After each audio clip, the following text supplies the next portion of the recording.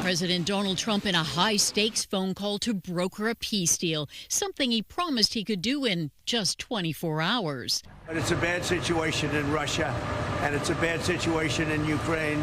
Calling his 2-hour marathon call with Russia's Vladimir Putin a very good and productive one, where the leaders agreed Ukraine and Russia would stop attacking energy infrastructure for 30 days, and negotiations would begin for a maritime ceasefire in the Black Sea.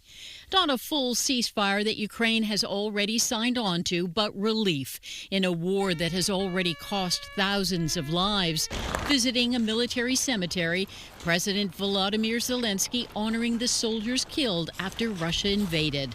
Zelensky wasn't part of that phone call and doesn't trust Putin. He wants a conversation with Trump, adding he supports any kind of halt to the fighting. It looks like that Putin outwitted Trump in this call by being able to agree to a very modest measure. That's the cessation of attacks on infrastructure and energy sources. And there would be advantages for Ukraine if its nuclear and other facilities were not targeted by Russia.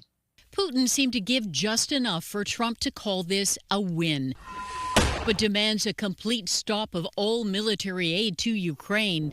European leaders call the talks a good start, but they had no input either, skeptical of President Trump's warming relationship with Russia.